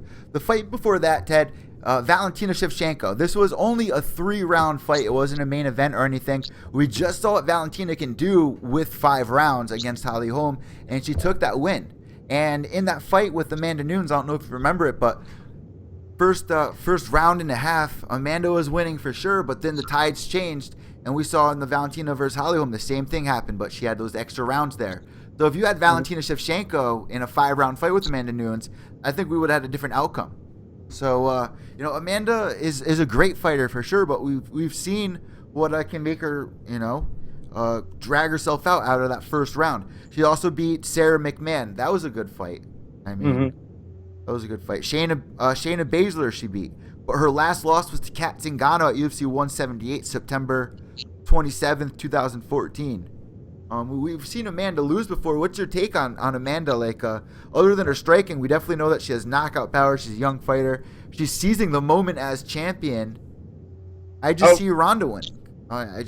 Jody doesn't want us to talk about baseball. Can't talk about. Okay. Not just kidding. She's like, this is MMA, because I just said I was lamenting the fact that look at that. There's Babe Ruth. Sorry, Jody. Derek Jeter, Mickey Mantle, Roger Maris, Ali. Wow. I got baseball all around my studio. Oh man. Anyway, yeah, and I grew up in New England, so I'm a Red Sox fan. It sucks that they just lost to the Indians, but Cleveland. Somebody just mentioned who was it? Was it Ann? Mentioned Stipe. Cleveland is Believeland. You know what I mean? And they let's see what they can do. You know what I mean? But wrapping up Ronda and Amanda. Wow. I mean, yeah, this is a tough fight for Ronda to come back to. I mean, she wants an immediate title shot, but it's going to be no walk in the park. That's a Christmas too. That's the best part. It's a Christmas fight. December 30th. Or an early New Year's. Yeah, early New Year's. Yeah. There you go. Right in there. Yeah, I don't know. I mean, Jody has Nunes. She has Nunes. She's picking her. I'm kind of siding with Amanda. I'm kind of leaning. I'm leaning towards her. Yeah, because we don't know what to expect with Ronda. So I'm open to it right now. But in my head, right now, with as things stand here right now, I just think Ronda's gonna bring a storm. I just wouldn't want to be the person that Ronda's coming back after a loss to fight. Well, yeah, and Pat's saying he can't pick. I mean, it's tough. I mean, Amanda's a bad girl. She's a bad girl. I know, but she's just got to watch out for the clinch. Okay, don't let Ronda clinch up with you. Use your dude, I'm so hungry for this fight, man. I'm so ready for it already. We're only like 3 hours into the announcement, bro, and I'm freaking out already. This is funny, dude. I can tell. I could watch fights alone and just scream at my TV. But Ted, getting out of this really quick, we have a huge break from MMA right now. There are no fights for 3 weeks in the UFC. Right. Wow. I mean, we had a great run. Let's look at it this way. What did I call it? Like the MMA orgy? Because every weekend was a happy ending. The wave cards, like Minion brought up, he called it the wave cards. The wave cards. We'll just ride one wave to the next. That's right. But we knew it had to end at some point, right? So we get a little break, and then what is the next one then? Okay, so our next fight is going to be UFC Fight Night Dos Anjos versus Tony Ferguson. That's going to be November 5th in Mexico City. Following that, we have UFC 205, of course, November 12th. Then live on FS1, UFC Fight Night, Bader versus Nogueira. That, of course, is UFC Fight Night 100 that Gustafsson dropped out of, the main event. Oh, wait, Minion, Tough Latin America 3 finale is before 205. Did you just mention that? UFC Dos Anjos versus Ferguson, November 5th, yeah. That's the Tough Latin America 3 finale, right? Yeah, because it's in Mexico City. That would make sense. That's Latin America. Okay. So then we have. Slow. I had to kind of work that through my mind. Yeah, no, dude, Minion's good at pointing out things like that. He's really good at making sure that we always get our stats right. So I really appreciate stuff like that. Stats man. It's really important because if you slip in this game, man, people don't take you seriously, and it's the truth, you know. I know. That's why on my YouTube channel, I just acknowledge that I'm not perfect, that I don't know everything, and if people say, "Oh no, I think you meant this or that," I'm like, "Oh, okay, thanks, dude. I appreciate it." Yeah, dude, you know I slip like crazy too. I mean, like I'm there to kind of moderate the forum, so to speak, and to kick off the conversation with a video. That's the way I see it. I'm the ringmaster. Me and you got knowledge. We got MMA knowledge, but sometimes like I'll slip up with like switching fighter names or stats or something quickly, and it just slips, you know. Sure. So that's why that's what makes it a community, because everybody is providing information and giving their opinion and everything like that. So dude, this team rocks though. Right here, Wednesday nights. It's only going to be getting bigger in the time to come. As long as we, I'm going to boost up the promotions of what we're doing. I mean, I got 3 shows running, so I'd really try to focus on one thing and then another. I think I'm going to boost up this episode or this series of Evil and Intoxicated with a better program that I got. It's called XSplit, and it does like scene switching and all this cool stuff. So be able to upgrade that in the upcoming weeks. We'll be able to see what's actually going on in the chat room without everything freezing. Eddie, sorry to interrupt. We got to see, like we were talking about last week, we got to see if we can simulcast this on my channel as well, since at least at this point I have more followers than you do. I mean, just because I've only had this channel for 4 months. I know, and I'm not. Yeah, I mean, I've been on YouTube. Oh my God, since like 2009 or something. So actually, it's kind of a disgrace that I only have like 3,000 something subscribers. Dude, that's awesome. I mean, there's people that have 20,000, 50,000, whatever. But I'm just saying to harness people that make original content like me and you do. Well, that's true. I mean, there are plenty of guys on YouTube that all they're doing is they're picking up, YouTube video. I don't know how to do it. What's that? They pick up Zuffa videos that they can get into a lot of trouble for. They pick up Zuffa videos and they're repurposing them on the reappropriating them or whatever you want to call it on their channel, and I don't see how they're doing it, but and they'll get thousands upon thousands of views. But anyway, I'm just saying. And then they'll call you up for copywriting their stuff. That's ridiculous. But anyway, so we got to see if we can harness that power. Yeah. You know what I mean? Because to just maximize our viewership. Dude, it's got to be possible. We got to figure that out for sure. After UFC Fight Night 100, Ted, we got, check this out, Gunnar Nelson versus Kim. Oh yeah, when's that again? That is going to be November 19th. And then finally it's UFC Rockhold versus Jacare Souza out there in Melbourne. Mm-hmm. Melbourne, Australia. November 26th. So that's our November lineup. That's a good city, Melbourne. Oh, you've been? Yep. I went there one time. And then also, guys, after that, we got the Ultimate Fighter finale. Demetrius Johnson, of course, is going to be fighting the champion. That is going on right now, so I hope everyone's DVRing it. And then there's another fight announcement. Ted, one last one. Paige Van Zandt versus Michelle Watterson. Ooh, I did not know about that. December 17th at Garden One Center in Sacramento, California. Oh my God, that's like a hottie fest right there. I think that's breaking news because I haven't heard that either, and it's on the official site right now. Paige Van Zandt versus Dancing with the Stars versus the Karate Hottie. Yeah, man. Woo-wee. I see it. And then after that, we got Ronda Rousey. Yeah, hey, did you see the fight poster that they put out? Okay, let's talk about Conor McGregor UFC 205 and the fight poster. We'll start with that for sure. Did you like it? I Well, don't no, I like was going it. to talk about the 207. It's not really the fight poster. It's just the image that they it's Amanda Nunes and Ronda Rousey, their faces, Okay. and Ronda's like all dolled up and everything. Nunes doesn't have a scrap of makeup on her. She looks kind of, I gotta say, mannish. I gotta Um, look at it. I gotta find that. yeah, I mean, yeah, and they like they totally like airbrushed Ronda's face, but then Nunes, you can see all the kind of like she's got pock marks in her face. It's like, wow, they really. Hmm. Well, they dial up a lot of their media, man. Look at Joanna Young-Zajac. I mean, she's a pretty girl, definitely. But Yeah. if we look at her a couple years ago and look at her what she looks like on the cover of magazines right now, it's completely it's crazy. Yeah. Yeah. I'm not saying she's not pretty. She's beautiful. Right. Right.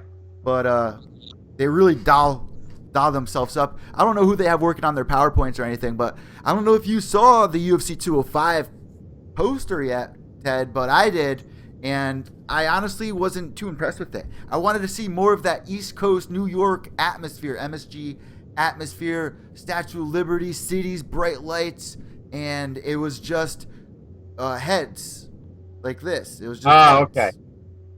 I liked the original poster where you had Eddie on one side, Conor on the other, and then you had the city in the middle, and it was like bluish gray and black. Did you see that one? I think so. You're talking about the one where there's a black strip down the middle and it says UFC MSG, UFC NYC MSG. I'm pretty sure there was a couple of them. There was the one that said MSG and it had all the hockey, basketball. Oh, that wasn't real. That was some guy. That made was some guy who made a couple of really good ones, though. He had a I couple didn't of like good that ones. because they had Gretzky in the middle and all these other people. It's like that's distracting from UFC. You know what I'm saying? Like it had basketball in it. It had boxing. It had hockey. Like all these famous people that had played or fought in MSG. It's like that's not what it's about. Yeah, It's they about weren't going to post that. UFC. There's no way they would have used that. I just didn't think it was a very good idea.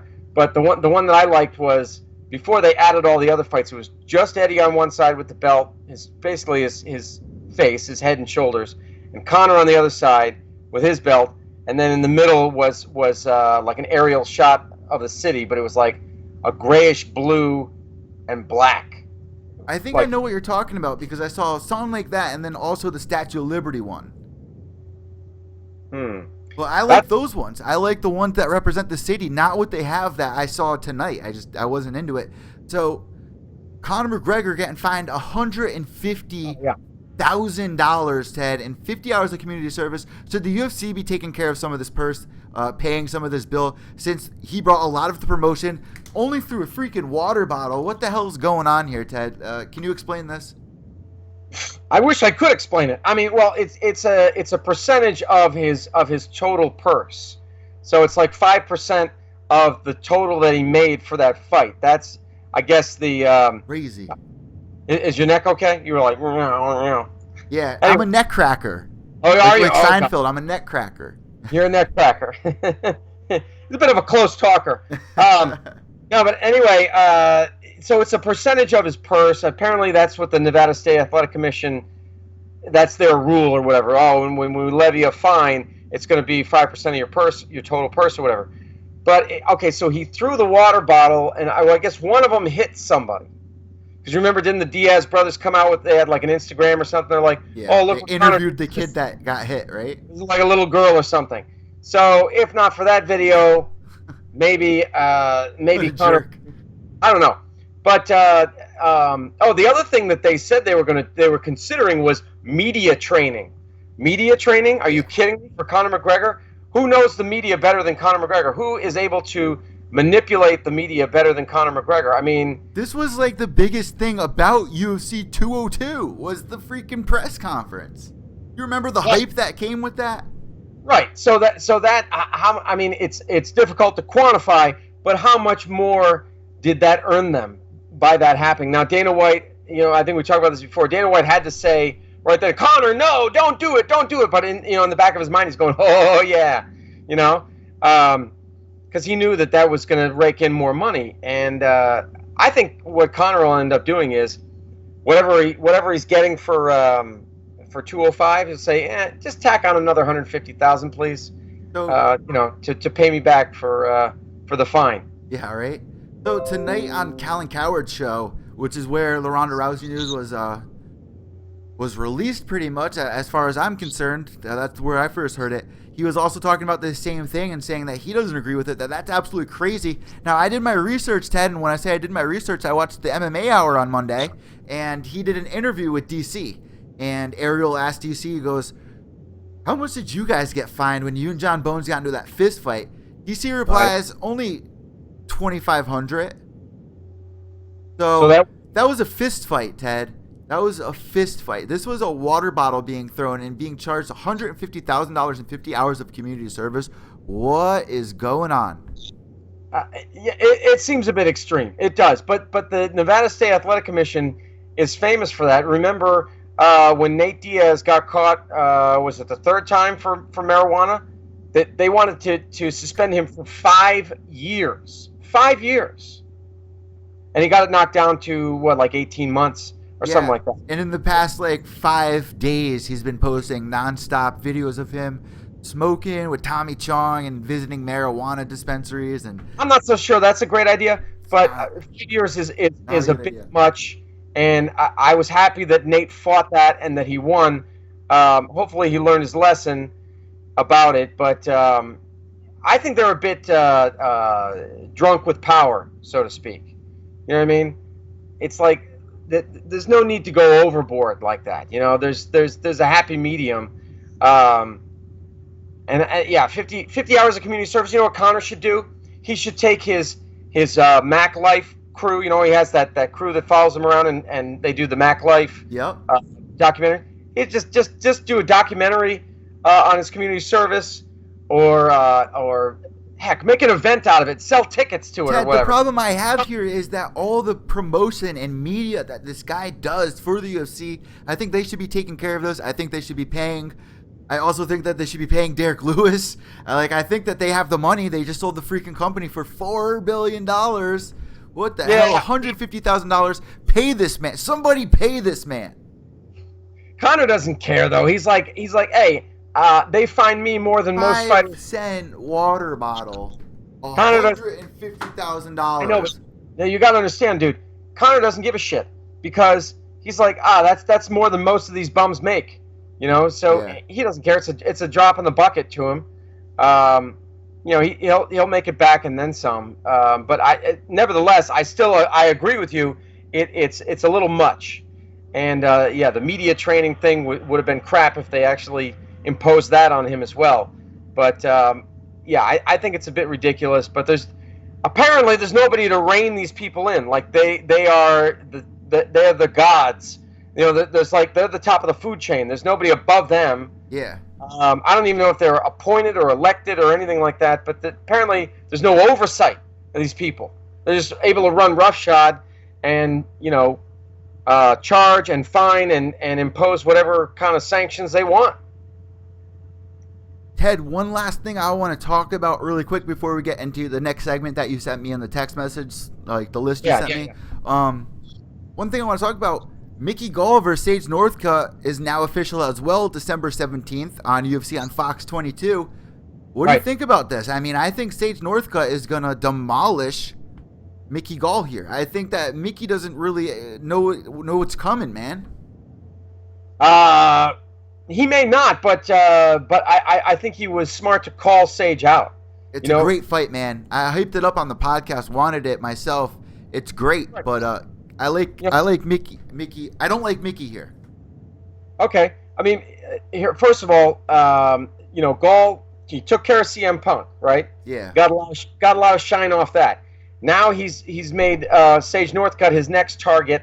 That's another popular guy. And it's perfect. In UFC. So he's the I don't know what you would call him, like he's the poster boy killer or whatever. You know what I mean? Oh my God! There you go, Ted. That's it. That's the name poster right boy there. Killer. You know what I mean? Because he's gonna go from one hype train to another hype train. He's gonna awesome. He's gonna try to derail this hype train that's Sage Northcutt. That is Sage Northcutt. Could you imagine? I mean, and he's setting himself up as he's establishing himself as the bad guy. He's smart, You know, man. yeah, he's smart. You got to give him that. You know, and I'll talk about skill in a minute, but yeah, you got to give him that because Sage can't be anything but the clean cut, you know, pure as driven snow kid next door. Dude, That's Sage Northcutt. It's the Sox versus the Greasers. There you go. The Absolutely. Outsiders, Yeah. little outsider. Oh yeah, great book, great book, The great movie. Sox versus the freaking Greasers, bro. Yep. And so yes, so Gall, you know, is a greaser. I mean, even the way he kind of has that little pompadour Oh, dude, thing. the evil army might have to side with Mickey Gall just because he's a greaser now. So you know, I love what he's doing. I love what he's doing. Do I think he's over his head? Maybe. But then again, I think he's better than Sage on the ground. I think he's better than Sage on the ground. It's the stand up that concerns me. But then again, I've seen Gall in training, and he looks tight. He's got some nice stand up. So I think we're gonna have a competitive fight there. Mickey Gall even said in his interview with TMZ Sports that he doesn't think that it's going to be over in the very first round or anything like that, that he thinks that this is going to be a fight that drags out. But he said he's going to break Sage Northcutt here in this fight. I don't think that's going to happen. I think that he's going to have his hands full with Sage Northcutt. You might be right, though, and you're bringing that to my attention right now as we talk about it, he might overwhelm Sage on the ground. He is really good with his jiu-jitsu on the ground, but we don't really know what to expect from Sage because he claimed that he had that sore throat when he fought Bam Bam. And that was the reason for the quick tap. Yeah. Or it could be that he really is inexperienced on the ground and may actually be in over his head against Gall in that regard. So, but see, the thing I've seen with Sage is, I mean, the guy has a karate background, but he's really taken to his wrestling. I just don't know if he wants to take Gall down. I don't know if that's such a good idea. You know what I mean? I mean, we've seen him strike too, man. He's pretty crazy kicks and very exciting fighter. So I'm excited for this fight. I'm really happy they made it. You know that there's going to bring in a lot of fan girls for this fight. It's almost like, and I brought this up on the podcast, so for everybody that's going to be listening tomorrow morning, here's a little sneak peek. I said it was kind of like the Twilight movie with like Team Edward and Team Wolf or whatever it was. Yeah, whatever the heck. Yeah. You're on this team. You know, it's the matinee idol battles. You know, you got this guy and that guy. But yeah, it's no. for the UFC fangirls, the girlfriend fight. You know what I mean? And I don't think it's a headliner though, Ted. Not a headliner. Is it a co-main event? Do you think? What's that? Or is it going to be a fight pass because we all know that Sage Northcutt loves fight pass? Oh, he loves Fight Pass because he's just trying to sell it for the UFC. Yeah. This should be a main card fight for sure. I don't know if it's going to be a co-main or, I mean, well, obviously it's not the main event, but I mean it's definitely. I mean, if it's on a fight night, right? Yeah. That could be a co-main for a fight night. Well, now you're going to get a lot of people yelling at us for saying this, and this is why I really wanted to bring this up, because a lot of people out there are saying this is not fair that these two are getting all this promotion. They're just, coming into the UFC, that a lot of the fighters there aren't even getting paid as much as they are. So what's your thought on that, though? I mean, Gall said he didn't feel comfortable being on the poster. What was it, UFC, whenever he fought with I can't remember the number. But when he fought CM Punk, UFC 203. UFC 203. Yeah, 203. Sorry, he felt uncomfortable being on the poster. He beat the guy, and this is his next call out. I mean, what are you going to do? You can't blame the guy. And it's perfect because it's Fight Pass. YouTube looking for a fight. Both of them coming off of there. Right. And Sage has had like 5 fights in the UFC. So he's not really he's not really a newcomer anymore. I wouldn't say 4 or 5. Who do you 4 or think? 5. Yeah. It's 4 or 5. I just think this is more of a Fight Pass fight, and the whole card might be a Fight Pass card. So I don't know. Oh, okay. Okay. I'm not sure. I have no idea. That fight is going to be December 17th, UFC on Fox 22. Oh, well, then that's not Fight Pass. I mean, they might have a couple of them, but if it's Yeah, on so that's Fox, definitely not Fight Pass. You're right. that Philippines card was going to be totally on Fight Pass. I was reading the whole card was going to be Fight Pass, which they sometimes do with the fights overseas. Also, Ted, I brought up this. I don't really want to get into it, but I kind of want to tease it just a little bit, so let's not run away with it. During the podcast, I brought up Ultimate Fighter 25 or Season 26 idea of a CM Punk redemption, of having him go in there like we talked about before against some younger fighters or people at the same Right. skill level and working his way back up and giving him one last chance. Or have a new female weight division. Do you think either of those ideas are good? I don't really want to get too into it. I just want to tease it, like I said. Oh, you're saying either CM Punk's next fight or female. Yeah, could you see either of those happening?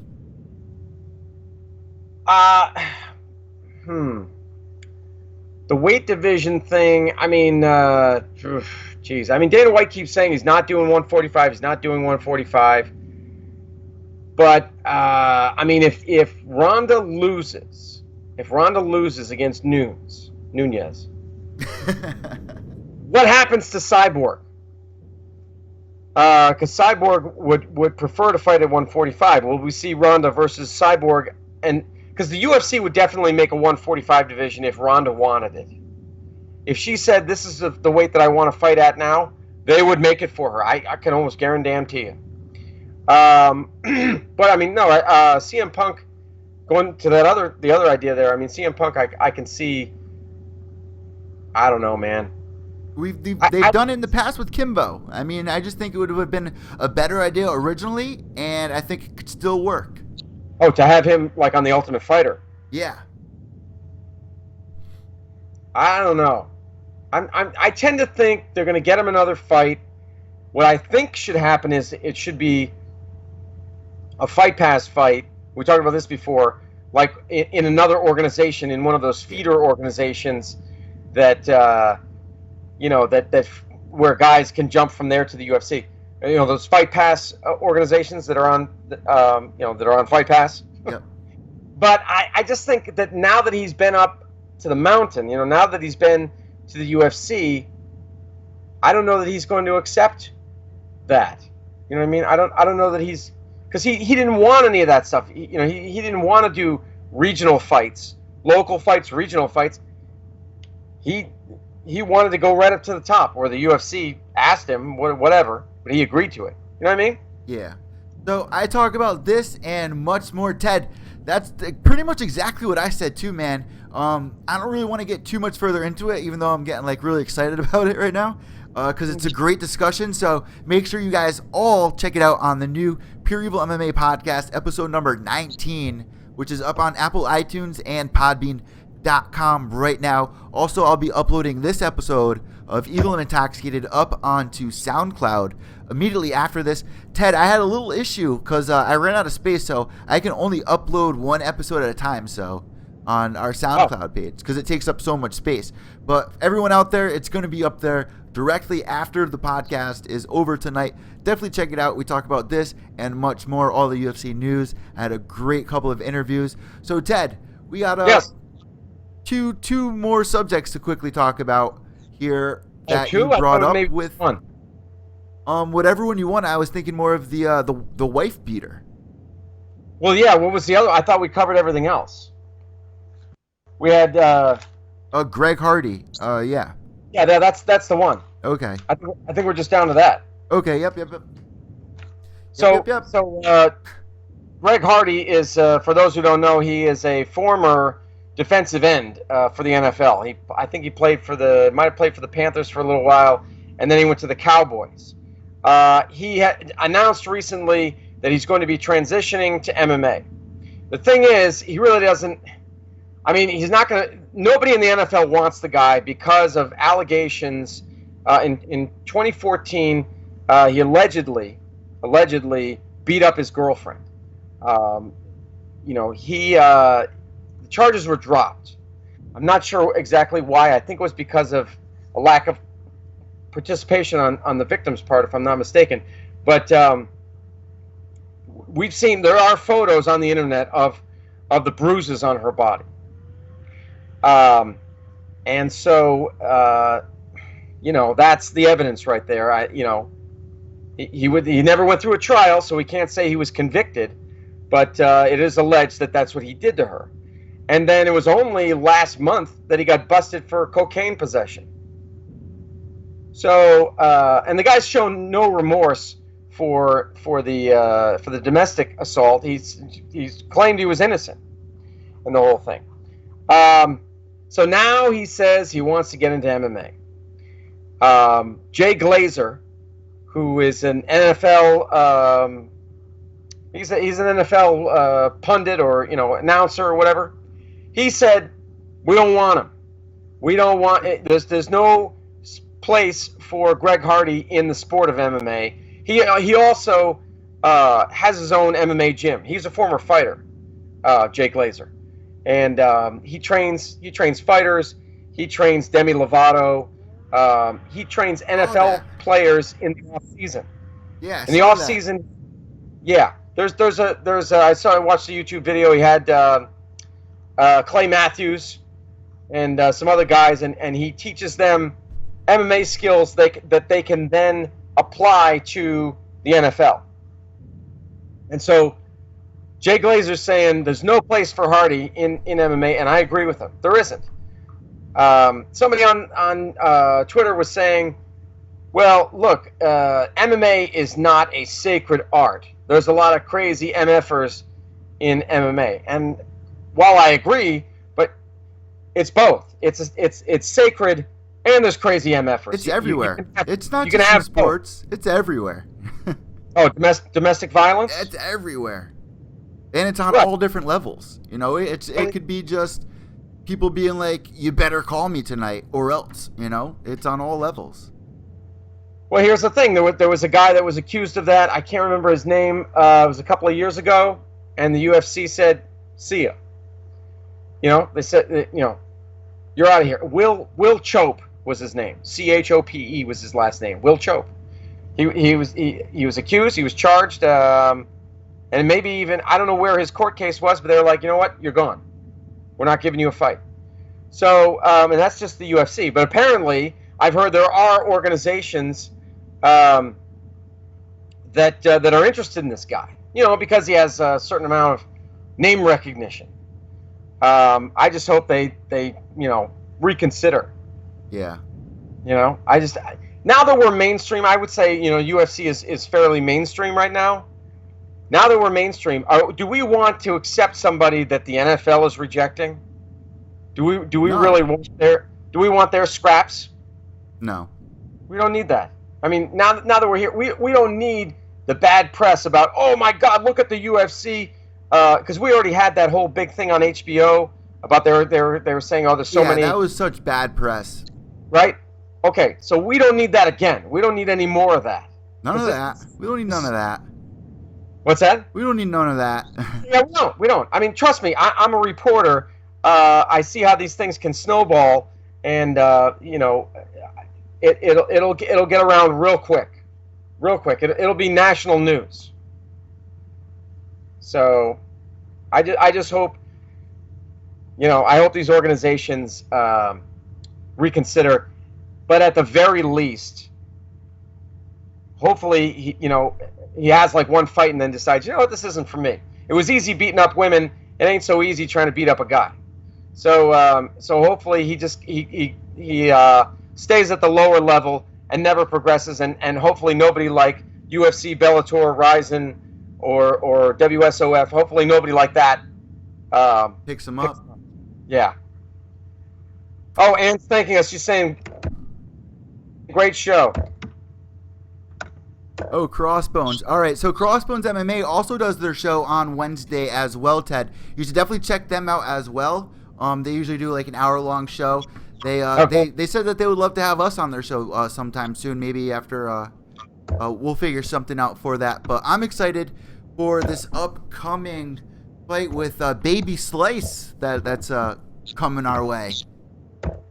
Oh, in Bellator. In Bellator, man, and I actually got my tickets for Bellator as well, coming over here to Connecticut. I do not have my press credentials yet. I got to sign up for them. I can probably, get them so I can cover the fight for everybody. But I might just go to this just to enjoy it with like my little sisters. I'm not sure yet what I want to do. Yeah, I mean, I covered several Bellators a while back, and I always, I mean, this was before the Viacom purchase, but they always treated me right. They really did. I went out to Atlantic City a few times, and one time when they were might have been Reading, Pennsylvania. They always opened their doors and were like, hey, come on, and they always treated the media with respect and always treated them right. And I always appreciated that, so I got to say that. World Series of Fighting as well, man. They got a great guy over there doing their PR. A lot of great people you meet in the world of MMA, man. That's another thing I love about it. You meet people all over the world, literally. We talk with people all over the world. I had a girl message me tonight. I had so many messages about the podcast, and some of them are like creepy people that like you don't really know. You never know what to expect online. You know what I mean? Like you don't know if it's like someone creeping. So I always start the conversation off like, if you're a listener of the show, I'm always interested in talking MMA, but nothing else. Like, I'm not here to be your friend or talk, you know what I mean? So, just to be careful, because there's creepers I got out enough there. friends, all right? No, man, there's creepers out there. Me and the Pure Evil Army had problems in the past with somebody, like, stalking us out and saying some really creepy things to us, and it wasn't cool. But, yeah, she was saying that she's from Brazil, and she has family, she teaches her kids, and she's been a listener of my show for a while, and it's just so cool. She said she's from São Paulo, Brazil, something like that. SAO. Sao Paulo. What is it? Sao Paulo. I guess, yeah, I'm not sure exactly how to pronounce it. I'm so happy that you knew what I'm talking about. But yeah, she said that that's where she's from. There's a lot of fighters from there, and I think the UFC's been there too, if I'm not mistaken. It's just amazing, man. MMA is worldwide, one of my favorite things, and everyone in the chat room right now. I mean, if everyone wants to say shout out from where you're from, just to show everybody, how crazy the sport is, connecting people on something that we love to do. And it's always an honor to do the show with you, Ted, every Wednesday night. I always have a blast. We had a great night talking about UFC 204 recap. I was waiting all week to talk about that. Of course, Stefan Struve, Mousasi, breaking all of that down with you. Not only that, though, we were just wrapping up Mickey Gall versus Sage Northcutt, UFC Manila getting canceled, and Conor McGregor. Anything else you want to cover up before we sign off the night? Oh, God, let's see. Okay, so geez, let me just look through the old notes here. The old notebook. Yeah. Yeah, guys, so make sure you guys all subscribe down below. Me and Ted go live every Wednesday night. If this is your first time watching, thank you for tuning in for episode number 17. We usually try to do an hour, but it always ends up at 2. Things just roll. We're just, I know, it's crazy. I mean, I can do this forever, man. I really could.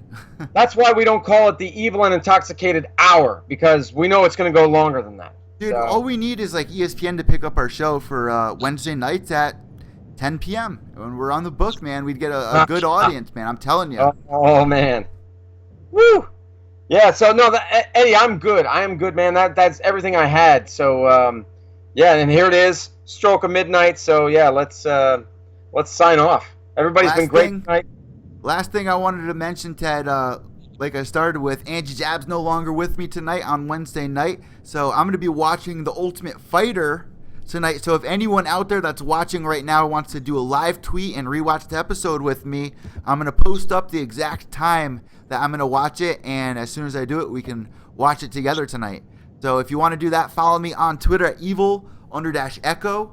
And also, Ted, I made this as simple as possible for everybody out there because Evil Echo is too complicated, I guess, for some people. So I made the Pure Evil MMA Facebook and also Twitter. And all you got to do is at Pure Evil MMA. Oh, okay. So that's your new Twitter now. I'm running both, but I'm building up the Pure Evil MMA because that's a good place for everybody to find me that listens to the show. All right. Well, I'll have to follow you on that new one then. Okay, yeah, that's on Twitter at Pure Evil MMA. You'll see Pure Evil MMA podcast pop up.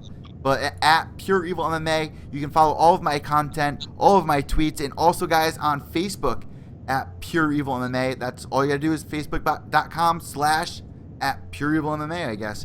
So follow Ted as well. He has some of the best YouTube videos, MMA breakdown, short, quick, sweet, to the point. Ted, I saw that you released a couple of videos this week. What exactly were they? You released a bunch, I saw. Yeah, the Ronda Rousey, coming back for UFC 207. What else? Fedor's. Oh, that's something we didn't even talk about. But Fedor's daughter was attacked in Russia, Oh and it's man. believed that that was in retaliation for comments that he made, because the Chechen, Chechnya, Yeah, this man. country over there, it was part of the Soviet Union. It's now a separate country, but it's still kind of under Russia. Chechnya. Chechnya held MMA fights, and the dictator there, Ramzan Kadyrov, he put his sons in the cage, and his sons are ages 11, 9, and 8. He had them Oh my God. in full-on MMA fights with just 6-ounce gloves, no headgear, nothing. Dude, I think I saw something like this, and I'm so happy that you brought this up, dude, because I saw something about kids fighting now in MMA and Yeah. people retaliating against it. I think it must have been this, what you're talking about right now. So that's the story. It's this guy making his 8-year-old and 11-year-old fight. Right. He has 3 sons, 11, 9, and 8 years old. He made them all fight in separate fights. And this was on film, right? Because there was a video for yeah. it. Yeah, he has I mean, he runs it's called Akhmat Fight Club or Akhmat Fighting Championships or whatever. He runs it. He owns it. It's run by the government of Chechnya. And so Fedor is the president of the Russian MMA Union. Okay? And so Fedor's like, that's in violation of our rules. You can't have anybody under whatever age, whatever they're, say, 18 or 21 or whatever. Fedor's like, that's in violation. That's you shouldn't be doing that. And so then everybody jumped on Fedor. All these the Russians that are actually in line with Ramzan Kadyrov. That they're basically the Russians that They are Muslim. went and beat his daughter. That's how they handled it. Like get this, Habib Nurmagomedov was critical of Fedor because Fedor condemned putting the little kids into the cage. Habib Nurmagomedov, what is he? He's the number one, or he's the number one contender for the lightweight title, right? He's got to be one or Well, two right now. I mean, Conor is, but he's fighting at UFC. He's considered one of the best lightweights in the world. He's well known, and so I actually tweeted. I mentioned him in my video, Habib, and I said, "How could you please?" I tweeted him. I said, "Please explain to me how you support an 8-year-old in the cage. Please, I want to know what is your justification for that." Yeah, man, it's crazy what goes on in other countries, how they're dealing with, how they deal with things. It's just absolutely crazy. So that was some of the videos I did. I think we're gonna do one on CM Punk versus Cyborg. So they're saying that in the chat room, Ted. I'm just looking in the chat room. They're saying that Jody's saying 11-year-old, his opponent, 11-year-old, 14 and older, even to watch fights. Yeah, I agree with that. I mean, guys, I interviewed somebody that was 12 years old. Here's the thing. On the new podcast that you guys can check out after the show or tomorrow morning during your walk. I know Jody likes listening to the podcast during her walk every morning. And send us photos. She always sends us photos about her walk. I love it, man. Seeing where everyone is at while they listen to the podcast. It's amazing, man. So That's cool. I got to interview a 12-year-old who has like a purple belt in MMA, yellow belt in Brazilian Jiu-Jitsu. And he says that he wants to be in the UFC. And now that we're seeing MMA more in the mainstream, we're seeing this a lot more out there at UFC gyms, especially where they're training kids, but not full contact. But that's what they're working up to. You know what I mean? But to throw kids in the cage like that, man, like no holds bars, like, oh my God, it's crazy. No. And then to go beat up Fedor's daughter, these guys got to be out of their minds. They're serious. I mean, they're fanatical. Let's put it that way. And then Kadyrov, the Chechen dictator, said, Look at Rory. he said something about, I think that Fedor has learned his lesson. So could you please remove your disparaging comment? He was all of his followers, all of his surrogates, people that support him. Dude, he said, that's a lot of people out there that support him, man. Wait, what's up with Rory? So look at Rory, how young he was when he started fighting, man. Like, when he was young, man, he went into the cage or the octagon training with people like Well, TriStar, Yeah, GSP. TriStar. Why am I drawing a name blank? Well, GSP. Loazo. Uh, Probably David Loazo was with the crew at the time. The Crow. Kenny. That's who I'm thinking of. Kenny Florian. There was one time a story about Kenny Florian. He says when Rory was younger, that he went in the cage with him, and he was like 14 years old or something like that, and literally destroyed Kenny in the cage at that young of an age. Yeah, I believe it. Man, all right, yeah, but I know that. I mean, we're at the point now where we're seeing fighters that have started in everything from a young age. You know what I mean? They're like, they start in wrestling and jiu-jitsu and striking from a young age, and we're kind of at that point, as opposed to like a wrestler who then learned striking later, or a jiu-jitsu guy who learned striking later, or what, or we're seeing the rise of the fighter that has been a well-rounded fighter since they were little, Exactly, and I think we touched on perfectly earlier in the show, Ted, when I was saying, it's 2016, but it's really 1916 if in MMA, I like that. I like that analogy. Yeah, that's a good one. So it was another amazing night. Make sure you guys check out all of Ted's videos up on YouTube. All you got to do is type in Ted Czech. That's TEDCZECH. That's not CHECH. That's CZECH. Make sure you guys tune in next week. Every Wednesday night we do the show live at 10 p.m. Of course, we went 2 hours tonight. This video or audio will be up on SoundCloud, the full episode. And also, the new episode of Pure Evil MMA is up on iTunes right now, episode number 19. So I'm excited. We had a couple of great interviews on there. Ted, it was a great night. Anything that you want to say to sign out really quick, Ted? I'm good, Eddie. I appreciate everybody in the chat room and everybody that was watching us who maybe didn't participate in the chat room, but it's awesome. We appreciate it so much, guys. Thank you. And so they keep us going, right, Eddie? I mean that's why we do it.